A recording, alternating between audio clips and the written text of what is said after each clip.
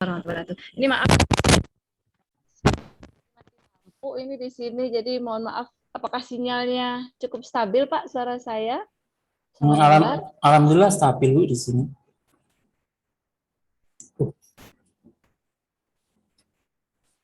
Putus. Sinyalnya putus-putus Bu. Iya.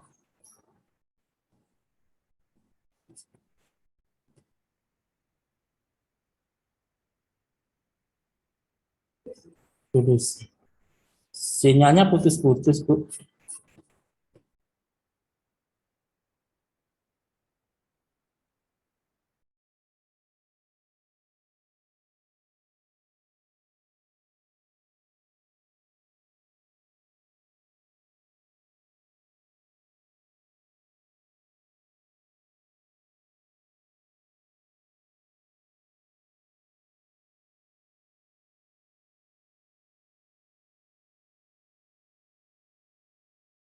Nah, RPS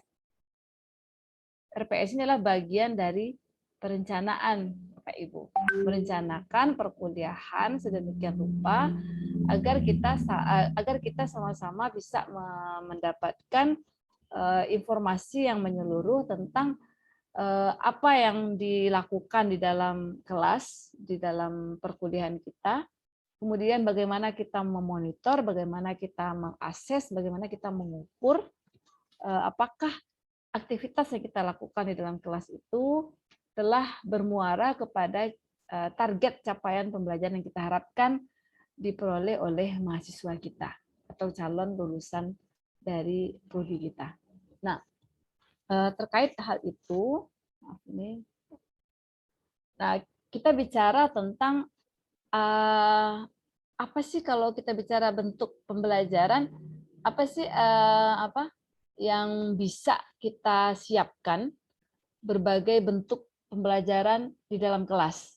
Apalagi sekarang ditambah lagi constraint tambahannya adalah harus daring gitu ya, dengan daring gitu.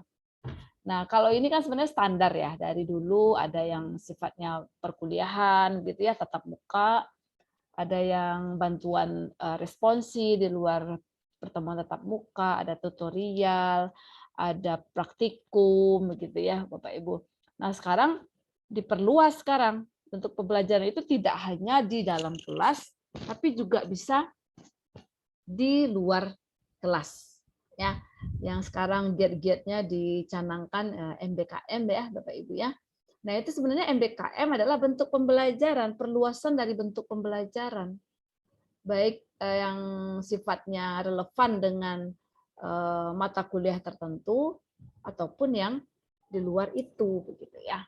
Nah, sekarang yang kita pilih tentu akan sangat bergantung dengan kebutuhan dari mata kuliah Bapak Ibu sekalian.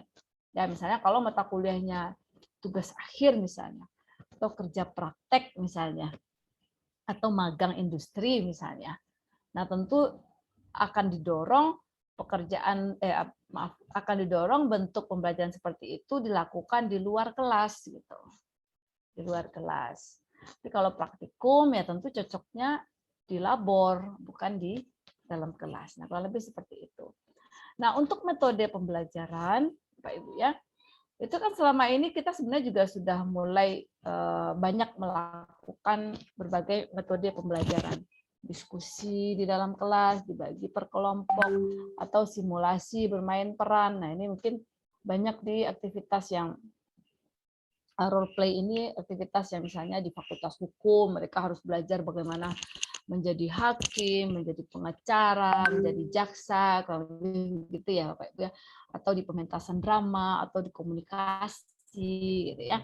Nah, untuk yang studi kasus misalnya ini cocok untuk yang sifatnya rekayasa, misalnya di Fakultas Teknik gitu, di Fakultas pertanian gitu, karena ada banyak kasus yang harus kita selesaikan gitu. Nah, pembelajaran kolaboratif. Nah, ini biasanya pembelajaran berkelompok bersama, baik di kelompok itu mereka sesama mahasiswa ataupun berkolaborasi dengan orang di luar mereka, dengan subjek, dengan narasumber misalnya. Contohnya kalau misalnya pembelajarannya berkaitan dengan kriminal misalnya, tentu mereka harus berkolaborasi dengan pihak-pihak yang berhubungan dengan itu gitu. Tidak cukup hanya di dalam kelas. Mungkin mereka ada survei, wawancara gitu ya, atau melibatkan orang-orang lain. Atau misalnya engineer, mereka mau bikin apa? Bikin project ya sifatnya. Nah, tentu mereka harus berkolaborasi. Kemudian ada yang namanya pembelajaran berbasis proyek, ada berbasis kasus, berbasis proyek. Nah ini kan nomor 3 dan nomor 6 ini didorong nih oleh kementerian, bahkan dijadikan indikator kinerja utama ya pada perguruan tinggi sekarang. Jadi perguruan tinggi dinilai kualitasnya apabila pembelajaran di dalam kelas itu menggunakan sifatnya studi kasus ataupun berbasis proyek. Ya. Kalau nomor 7 ini pembelajaran berbasis masalah, problem based learning, ini sudah lama dimulai di Fakultas Kedokteran, gitu ya Bapak Ibu ya. Atau metode-metode lain yang sekiranya relevan dengan kebutuhan kita gitu. Ya. Ya misalnya ada beberapa kampus, beberapa prodi seperti misalnya prodi IF, prodi SI misalnya, itu dia berkolaborasi dengan perusahaan ya, dengan startup yang ada gitu atau dengan instansi gitu ya untuk menyelesaikan beberapa kebutuhan atau masalah yang memang terdapat di pihak mitra tersebut gitu. Jadi ini tidak opsional sifatnya, bisa kombinasi dan tidak harus satu gitu ya. Bisa jadi di dalam proses pembelajaran Bapak Ibu nanti beberapa metode pembelajaran ini dilakukan gitu ya.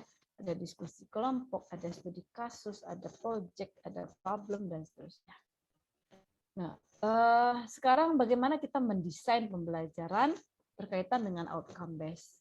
Nah, seperti sebagaimana yang telah kita diskusikan sebelumnya, bahwa yang kita fokuskan sekarang ini adalah bagaimana mendesain pembelajaran di dalam kelas agar memiliki kemampuan sesuai dengan capaian yang telah kita tetapkan. Bukan lagi bagaimana menyampaikan materi pembelajaran atau bahan kajian, bahan pembelajaran dalam 14 minggu. Nah, kalau metode yang lama kita fokus, misalnya saya ini punya ada 6 topik ya, 6 topik atau 7 topik lah misalnya. Saya punya waktu 14 minggu. Nah, saya bagi rata aja, satu topik saya berikan dalam waktu 2 minggu. Nah, kita siapkanlah materi minggu 1, materi minggu 2. Gitu ya, slide minggu 1, slide minggu 2. Itu pola yang selama ini banyak kita lakukan. Nah, tapi yang dengan pola outcome based, nah kita justru fokusnya kepada nih dengan dengan mata kuliah yang saya ampu, saya ingin di akhir semester mahasiswa saya mampu apa? Mahasiswa mampu apa? Oh, di akhir semester saya berharap mahasiswa mampu membuat perangkat lunak gitu, secara berkelompok. Nah, itu kemampuan, itu outcome.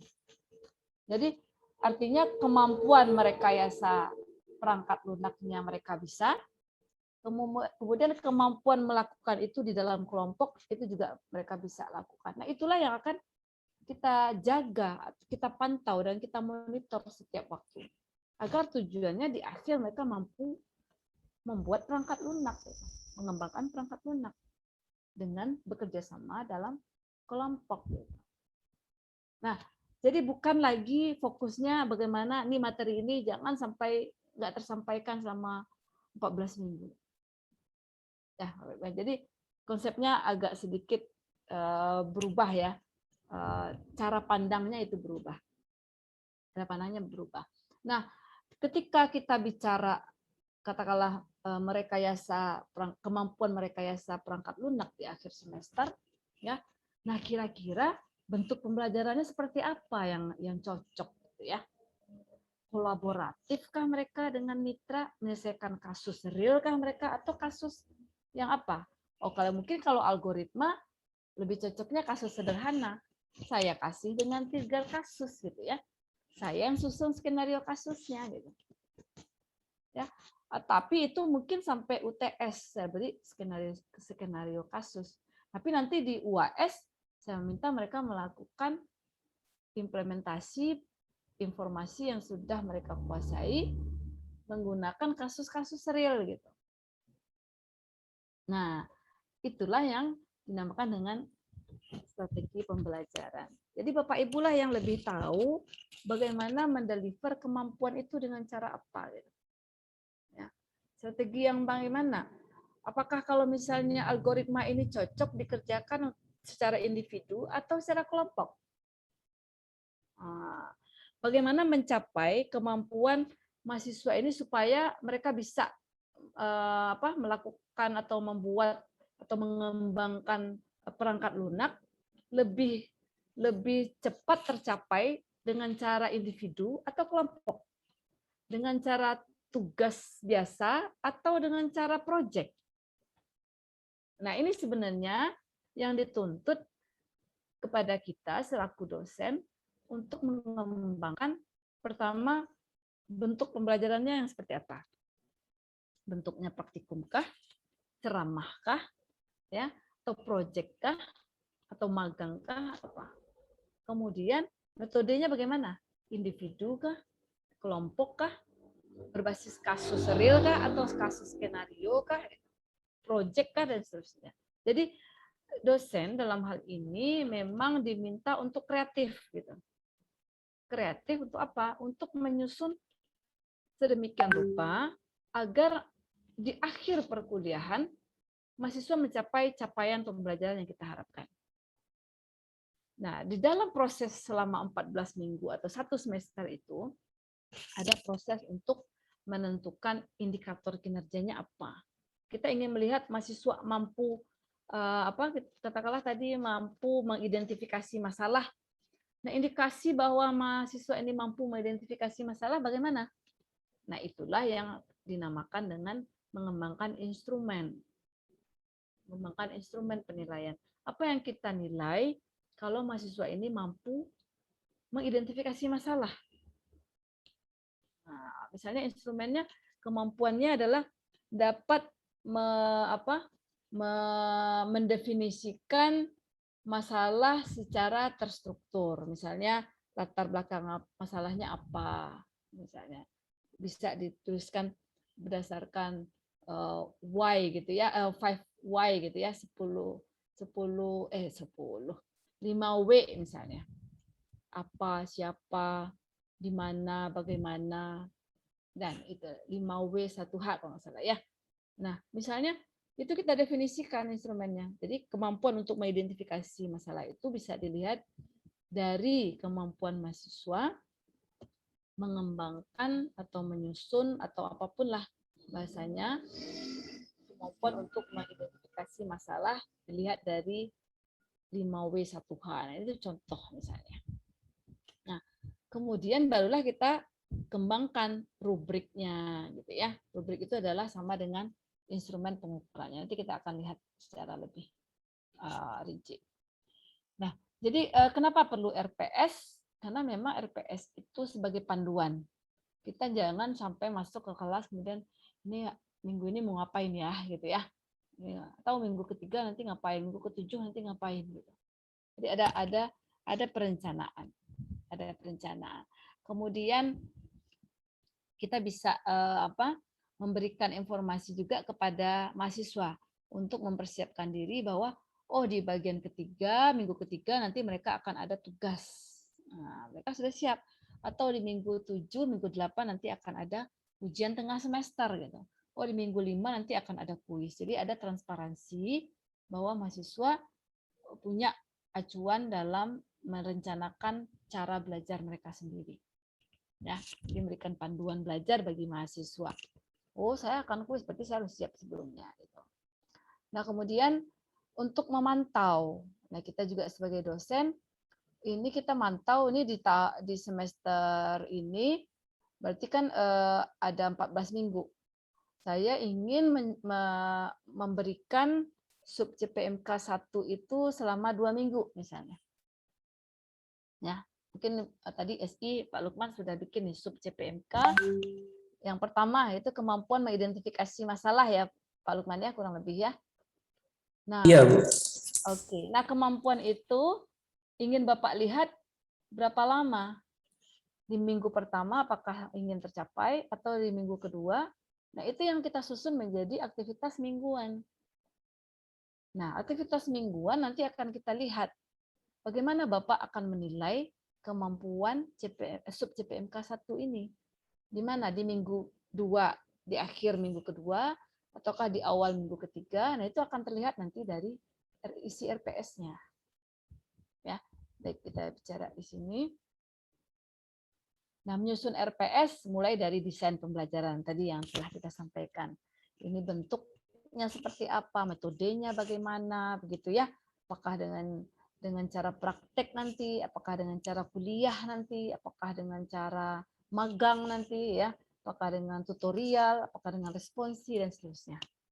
Nah, yang jelas kita harus tahu terlebih dahulu CPL apa yang hendak dicapai. Nah, jadi tadi sudah dikembangkan kenapa di dalam RPS di level yang pertama itu muncul CPL dulu. Karena CPL itulah yang menjadi tugas prodi untuk bisa memastikan CPL itu dicapai oleh lulusannya sebelum mereka wisuda. Nah, ketika CPL telah didistribusikan sedemikian rupa dan telah dilihat di mana akan ditumpangkan, di mata kuliah mana akan ditumpangkan, maka itu menjadi tugasnya dosen lagi. Ya. Jadi tugas prodi tadi mendistribusikan CPL itu untuk bisa diukur di mata kuliah. Nah, ketika telah sampai di mata kuliah, maka tugas dosen itu menyusun desain pembelajaran sedemikian rupa agar apa? Agar bagaimana ya CPL ini bisa tercapai nanti di akhir semester. Nah, itulah yang akan disusun dalam bentuk CPMK. Ya. Kemudian kalau ingin lebih detail ada sub CPMK. Nah, strateginya bagaimana? Nah, silahkan Bapak Ibu strateginya. Mau dengan role play barangkali gitu ya, kalau yang bagi teman-teman yang memang perlu role play gitu ya. Atau dengan tugas besar misalnya, atau tugas project dan seterusnya. Nah, mungkin nanti kita akan lihat secara detail. Nah, kemarin telah sempat disampaikan bahwa ketika kita menyusun CPMK, maka yang pertama harus ada adalah bahasanya itu harus bahasa action word, ya, harus bahasa kata kerja. Jadi jangan bahasa kerja yang sulit diukur, misalnya mahasiswa mengerti. Nah, mengerti ini kan sulit diukur. Tapi pemahaman mahasiswa, mengerti enggaknya mahasiswa bisa kita lihat dari kemampuan mereka menjelaskan, kemampuan mereka menggunakan, kemampuan mereka menerapkan, kemampuan mereka menyusun, gitu ya, merumuskan, memformulasikan. Nah, itu sesuatu yang bisa diukur. Itulah sebabnya gunakan bahasa kata kerja yang dapat diukur. Nah, kemudian kalau bicara materi pembelajaran, nah tadi kan materi pembelajarannya apa? Kemampuan untuk mengidentifikasi, nah ini kan bahasanya action word, identifikasi apa? Masalah gitu. Ya, masalah. Nah, itu materinya. Gitu. Itu yang didemonstrasikan oleh mahasiswa. Masalah dengan apa? Dengan baik, dengan lengkap dan seterusnya. Jadi adalah konteksnya. Oh, masalah sederhana itu, masalah kompleks gitu, itu konteksnya. Jadi kompleks, sederhana itu konteksnya. Ya, contohnya. Itu yang dimaksud dengan CPMK. Misalnya tadi mampu berkomunikasi, bekerja sama. Nah, ya, bekerja sama. Nah, itu adalah CPMK yang kita susun. Nah, terkait dengan taksonomi belum ya Bapak Ibu ya. Kemarin mungkin juga saya singgung bahwa level kompleksitas dari mata kuliah yang Bapak Ibu ampu akan sangat menentukan juga level action word yang Bapak Ibu pakai di dalam menyusun CPMK. Ya. Jadi kalau misalnya mata kuliah Bapak Ibu itu Bapak ingin mahasiswa ini paham, ya, paham, atau mengerti begitu ya, mengerti, maka level yang diharapkan mungkin cukup sampai level 2, C2. Misalnya menjelaskan, menguraikan, merangkum ya, meringkas isi jurnal, misalnya menyadur gitu ya. Jadi itu levelnya C2 ya. Tapi kalau misalnya Bapak Ibu bicara misalnya rekayasa perangkat lunak ya, tentu levelnya tidak cukup sebutkan perangkat lunak, macam-macam perangkat lunak misalnya. Sebutkan aplikasi yang bisa dipakai untuk membuat perangkat lunak misalnya. Tentu nggak cocok ya Bapak Ibu ya.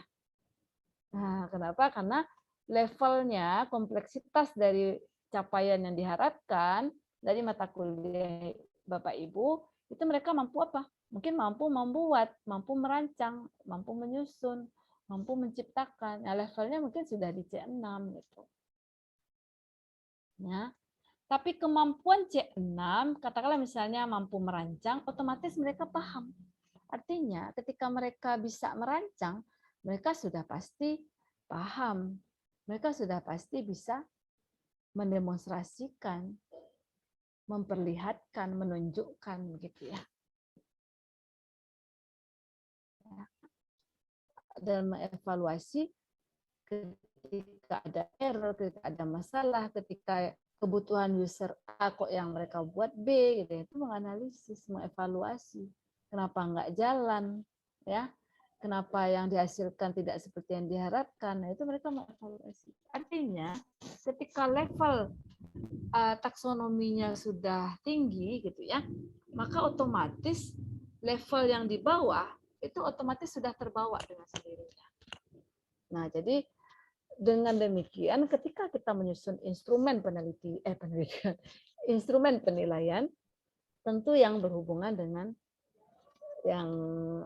dengan level taksonominya juga gitu. Jangan keinginan kita mereka mampu merancang, tapi ketika UTS yang ditanyakan sebutkan gitu ya, jelaskan begitu. Nggak nyambung deh Bapak Ibu ya. Nah, itu mungkin yang kita perlu hati-hati. Oh, ini untuk yang sifatnya psikomotor ya. Psikomotor ini kan sifatnya lebih ke soft skill yang berkaitan dengan keterampilan ya, keterampilan. Misalnya praktikum ya. Ini maaf. Ini ketutupan dah. Nah, ya. Lebih ke keterampilan melakukan gitu ya, mendemonstrasikan. Kalau misalnya ada yang perangkat keras, bongkar, merakit gitu ya. Kalau yang di elektro atau teknik komputer itu kan biasanya banyak ke embed system ya. Nah, itu ada microcontroller segala macam, bukan membuat, mungkin enggak, merakit gitu ya. Kemudian mensolder segala macam. Nah, itu kan sifatnya psikomotor. Oke. Nah, ini untuk afektif gitu ya. Nah, ini mungkin lebih banyak kepada sikap, value gitu ya, Bapak Ibu ya. Nah, mungkin bisa kita lihat pada kerja tim misalnya. Ya. Jadi kalau Bapak Ibu kalau mau mengukur sikap misalnya ya, untuk mengukur sikap ya mungkin yang paling pas itu misalnya dengan rubrik misalnya pada tim misalnya. Ya.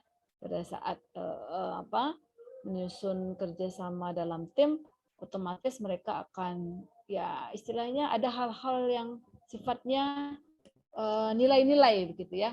Ada yang sifatnya dominan gitu ya, ada yang suka abai atau hanya numpang nama begitu ya. Itu akan terlihat ya. Akan terlihat nanti di dalam pekerjaan mereka. Baik. Nah, jadi tadi kalau kita bicara taksonomi belum yang berkaitan dengan CPMK ya Bapak Ibu ya, CPMK ataupun sub CPMK.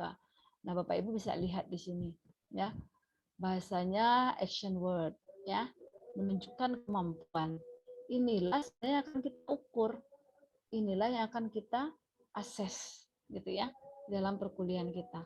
Mampu nggak mereka merumuskan? Mampu nggak mereka menyusun? Mampu nggak mereka merancang gitu ya, dengan konteks yang sesuai tentu saja. Nah, Anatominya ya ini dari CPL didistribusikan ke mata kuliah menjadi CPMK, kemudian didistribusikan lagi menjadi lebih detail ke dalam sub CPMK. Nah, sub CPMK ini muncullah yang dinamakan indikator. Indikator yang menunjukkan bahwa mereka mampu bekerja sama dalam tim apa? Gitu ya. Mampu misalnya indikatornya mahasiswa mampu bekerja sama memberikan informasi yang relevan. Nah, itu indikatornya misalnya. Ya.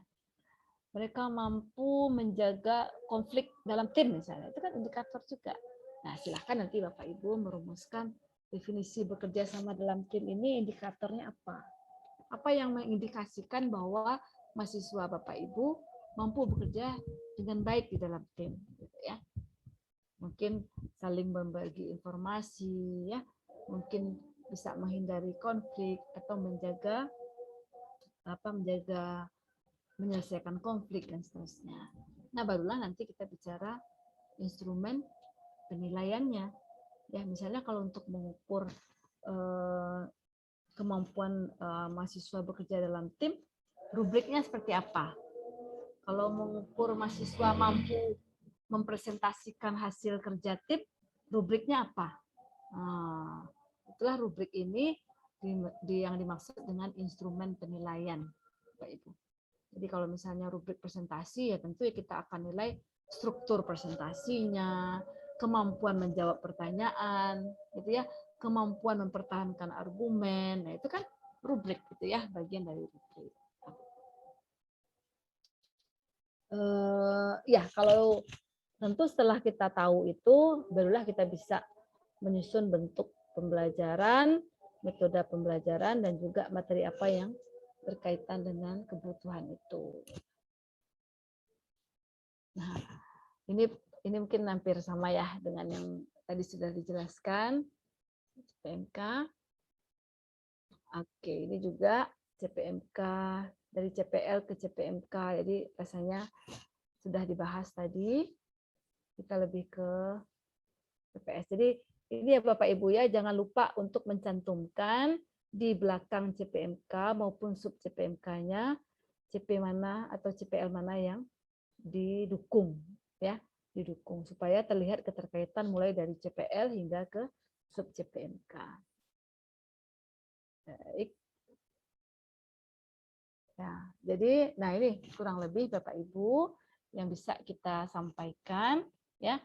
Misalnya di dalam Ibu menyusun bentuk penilaian, mungkin bisa bentuknya kuis, mungkin bisa bentuknya tugas ya, mungkin bisa bentuknya UAS gitu ya, atau mungkin bisa bentuknya praktikum begitu ya Bapak Ibu ya. Nah, semua itu harus mampu ditunjukkan CPMK atau sub CPMK mana dalam bentuk penilaian yang Bapak Ibu berikan. Ini contohnya.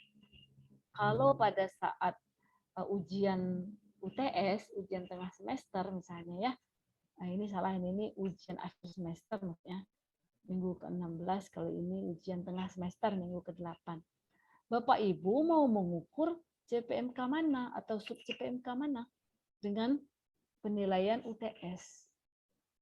Kalau Bapak Ibu ingin mengadakan kuis, Bapak ingin mengukur CPMK atau sub CPMK yang keberapa. Jadi bukan sekedar membuat, oh kuis saya bikinlah 10 soal gitu ya. Oh saya bikinlah 5 soal gitu. Nah, kita sebenarnya lebih fokus kepada ketika saya mengeluarkan soal ini, saya ingin mengukur yang mana gitu.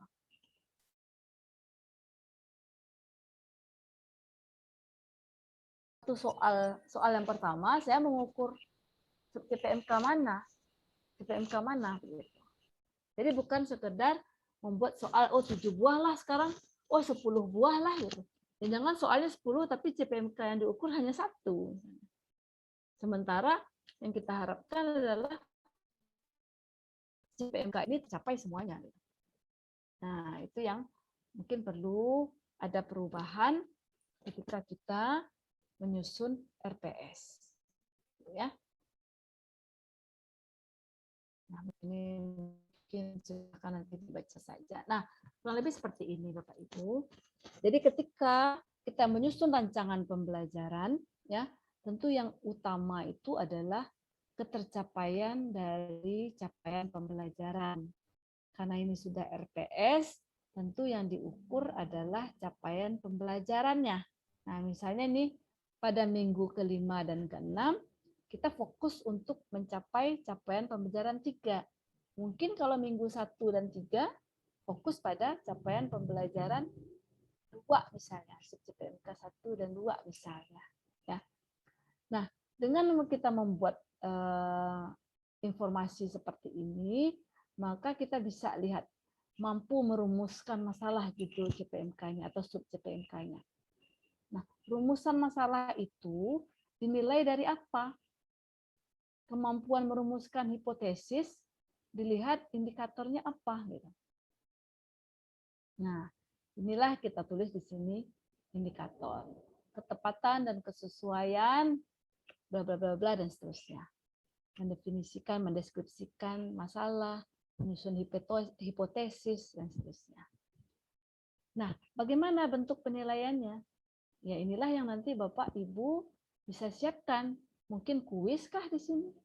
Atau sifatnya assessment, hanya memantau progres misalnya, ya, atau membuat ringkasan sifatnya, jadi bukan tes tapi ringkasan, misalnya. Summary misalnya, ya, atau Bapak Ibu mungkin bikin skenario, kemudian mahasiswa disuruh merumuskan, memformulasikan masalahnya apa. Nah, disinilah kita bicara teknik dan kriteria. Nah, bentuknya apa? Nah, itu yang tadi. Bentuknya bisa kerja individu, bisa diskusi, bisa role play, bisa apa, tergantung dari kebutuhan CPMK yang sedang Bapak Ibu susun. Ya. Apakah dalam bentuk tugasnya individu, apakah tugas kelompok, gitu ya. Itu tergantung dari kebutuhan Bapak Ibu sekalian. Termasuk di sini waktunya bisa kita buat, ya. Jadi kalau TM itu tatap muka ya Bapak Ibu ya, tatap muka. Kalau misalnya BM itu belajar mandiri, kurang lebih seperti itu. Nah, ada juga yang sifatnya apa? Tidak tatap muka. Jadi mereka bekerja secara asinkronus melalui LMS gitu ya, belajar secara terstruktur di rumah sendiri gitu, menggali jurnal, membaca jurnal dan seterusnya. Kemudian baru materi pembelajarannya apa. Nah, mungkin berkaitan dengan merumuskan masalah penelitian, kebetulan ini kajiannya adalah, materinya adalah tentang kajian pustaka.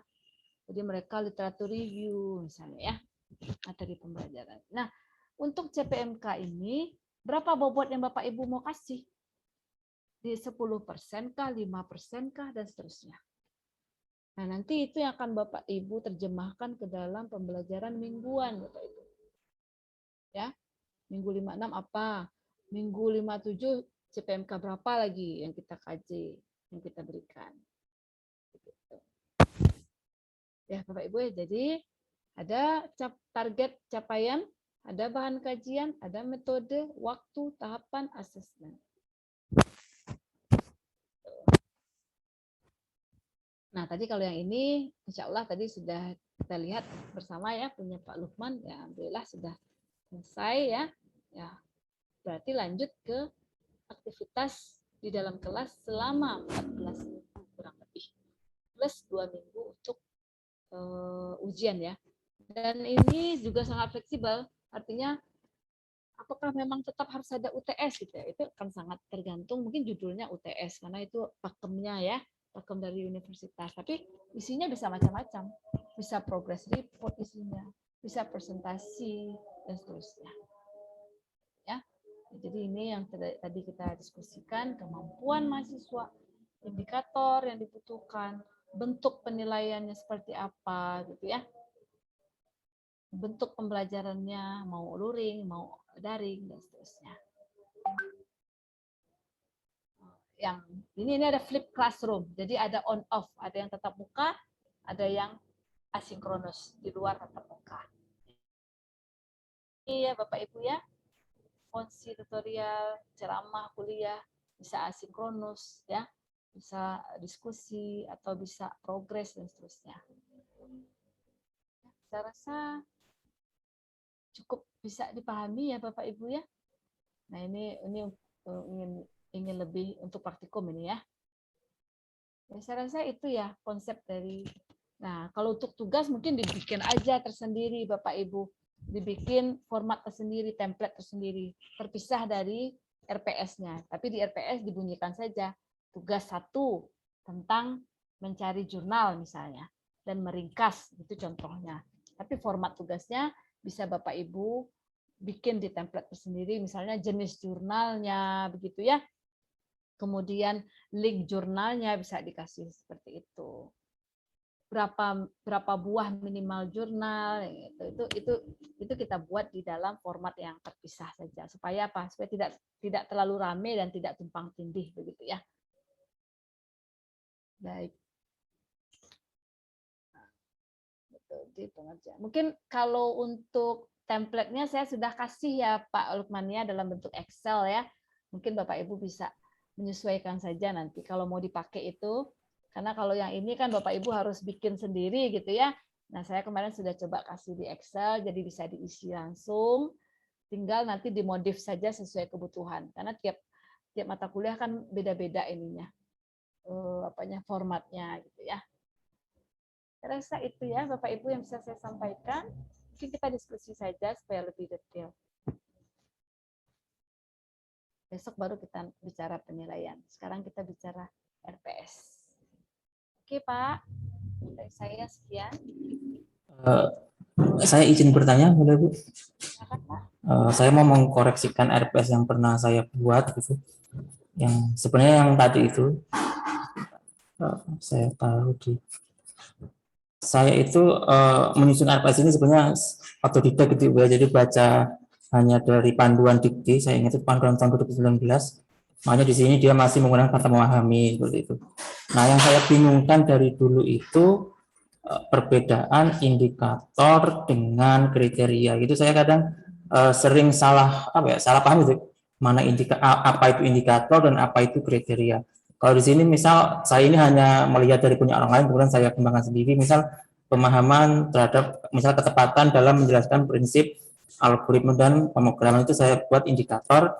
Kemudian kriterianya kata-kata ini hanya saya copy paste saja Bu. Misal ketepatan waktu pengerjaan, keberhasilan program berjalan. Cuma saya nggak tahu seperti kriteria seperti ini benar atau tidak seperti itu. Baik Pak, mungkin dibalik lagi ke sini aja Baik, ya. baik Pak.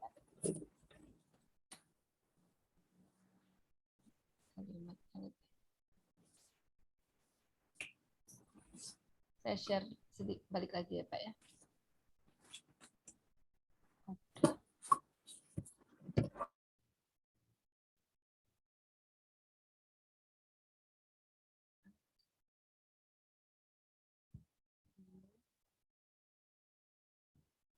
Ya, baik. Jadi kalau misalnya, kalau indikator itu kan sebenarnya untuk menunjukkan bagaimana kita bisa meyakinkan CPMK itu tercapai kan gitu ya Pak ya. Misalnya sub CPMK-nya adalah mampu merumuskan permasalahan penelitian. Artinya indikatornya adalah mereka mampu atau tepat menyusun masalah itu dan memiliki apa istilahnya hipotesis penelitian. Jadi penggunaan indikator itu adalah ketepatan dalam mencapai capaian pembelajaran. Nah, kriterianya sebentar, saya mau share yang ini aja biar itu ketutupan ya.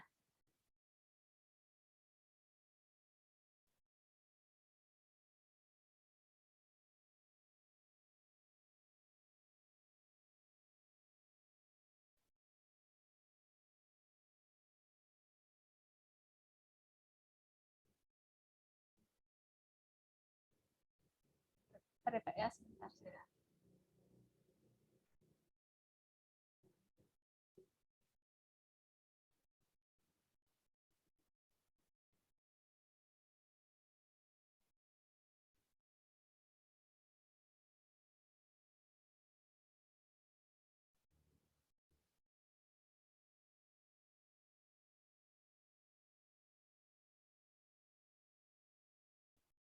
Bentar, saya share lagi yang lain.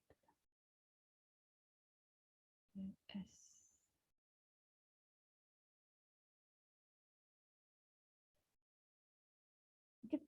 Terlihat ya Pak ya?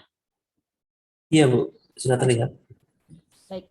Ini terlihat ya CPMK 1 ini kan mahasiswa mampu mengidentifikasi ya Pak ya kebutuhan dan constraint proyek perancangan. Terlihat itu yang terlihat ya Pak? Iya Bu. Oke. Nah, indikatornya mahasiswa ini secara tepat mampu mengidentifikasi CPMK ini. Kan yang kita harapkan mahasiswa itu mencapai capaian pembelajaran ini begitu. Dengan apa? Dengan tepat tentu saja. Jadi ketepatan dalam mengidentifikasi kebutuhan rancangan dan constraint perancangan. Nah, bentuk penilaiannya itu bisa kita nilai dengan laporan misalnya. Atau Bapak Ibu mungkin menilainya misalnya tugas. Ya, bisa dengan tugas, bisa dengan laporan, bisa dengan question and answer, hanya bertanya di dalam kelas misalnya. Kalau itu dibutuhkan misalnya CPMK-nya mahasiswa mampu menjelaskan misalnya. Atau mahasiswa mampu menyebutkan gitu ya Pak ya. Mampu menyebutkan kalau sub CPMK-nya misalnya itu mampu menyebutkan daftar kebutuhan barang K3 misalnya ya. Kalau sub CPMK-nya itu. Nah, artinya apa? Indikator penilaiannya mahasiswa mampu menyebutkan. Nah, kalau kita ingin tahu bagaimana cara mahasiswa ini menyebutkan hal-hal yang kita tetapkan tadi, dengan cara apa saya harus menilainya? Dengan multiple choice kayaknya cocok ya gitu ya. Ya nggak Pak, kira-kira Pak? Atau dengan esai singkat gitu ya. Mungkin cocok ya Pak ya. Karena Iya Bu. level yang diharapkan adalah mahasiswa mampu menyebutkan gitu. Ngapain saya nilai dengan laporan? Ngapain saya nilai dengan praktikum gitu? Karena indikator yang kita harapkan mahasiswa mampu menyebutkan dengan tepat gitu. Nah, kurang lebih seperti itu, Pak. Baik Bu, bisa saya pahami insya Allah. Ya. Jadi intinya adalah ketika kita ingin levelnya katakanlah mampu menyebutkan, ya tentu bentuk penilaiannya harus relevan, harus cocok gitu. Cukup dengan question and answer misalnya. Multiple choice kah modelnya, quiz multiple choice gitu ya, quiz 5 menit aja misalnya. Karena kita hanya ingin menguji kemampuan. Tapi kalau sudah bicara mampu merumuskan, nah ini kan nggak pas kalau kita tanya dengan quiz pertanyaannya multiple choice itu, pertanyaan berganda, jawaban berganda itu, kan nggak cocok lah. Jadi bentuk instrumen penilaian itu sangat relevan dengan level kognitif dari capaian pembelajaran yang Bapak susun. Baik. Mungkin saya tadi agak pemahaman saya agak kabur dengan kata-kata kriteria tadi itu. Saya kriteria itu maksudnya apa ya gitu. Bukannya kriteria hampir mirip dengan indikator, itu saya susah membedakan keduanya gitu. Oke. Baik. Mungkin agak sedikit membingungkan dari sisi konsepnya ya Pak ya, tapi intinya itu. Intinya adalah misalnya kriterianya ya mampu menjawab ini kan, mampu menjawab pertanyaan singkat misalnya. Mampu membuat laporan sederhana misalnya, mampu membuat algoritma untuk masalah sederhana misalnya. Nah, masalah sederhana ini Bapak rumuskan dalam bentuk apa? Format tugas misalnya. Ya, mungkin bentuknya tugas. Tugas apa? Mungkin tugas 1 judulnya kasus apa misalnya? Kasus membuat Indomie goreng misalnya, bikin algoritma memasak sederhana misalnya Pak ya. Nah, kan bisa itu. Menyusun algoritma misalnya gitu. Nah, inilah yang akan kita rumuskan dalam bentuk tugas misalnya. Kalau memang dibutuhkan tugas. Atau rumusannya question and answer. Bentuknya kuis. Ya udah kita bikin soal kuis gitu. Atau misalnya karena dia harus menyarikan, ya kita suruh aja meringkas. Nah, mungkin bentuk penilaiannya meringkas jurnal gitu ya, atau membuat laporan pandangan mata misalnya kalau dia bagian yang sifatnya studi kasus misalnya. Ini kurang lebih seperti itu. Baik Bu, terima kasih atas pemaparan. Ya. Ada pertanyaan lagi Bapak Ibu yang lain barangkali? Bu, sepertinya cukup Bu dari rekan-rekan. Oke, baik Nak. Oke, demikian kita tunggu nih ya progres teman-teman dari UBI untuk menyusun RPS-nya. Ya. Kalau bisa ya mungkin untuk presentasi besok mungkin cukup 1 atau 2 mata kuliah. Tapi tentu kita berharap pada akhir kegiatan data sharing ini seluruh mata kuliah sudah punya RPS ya Pak ya. Insya Allah, amin Bu, kami usahakan. Ya, siap. Baik. Terima kasih. Ini kita sama-sama punya target ini. Saya share juga punya target, Bapak Pertisas juga punya target ya. Jadi mudah-mudahan kita bisa capai targetnya sama-sama. Amin. Jadi kalau 1 atau 2 sudah dikoreksi dengan baik, yang lain kan bisa nyusul gitu ya Pak ya. Iya Bu. Baik, silakan Pak Lukman ditutup saja kalau memang kita sudah berakhir sesinya. Baik, alhamdulillah pada pertemuan kali ini kita mendapat banyak ilmu dari Ibu materi. Semoga bermanfaat untuk perkembangan kampus kita ke depannya. Untuk pertemuan kali ini mungkin kita cukupkan. Saya akhiri di sini. Wassalamualaikum warahmatullahi wabarakatuh. Waalaikumsalam Waalaikumsalam warahmatullahi wabarakatuh. Terima kasih Bu. Iya Bu. Sama-sama.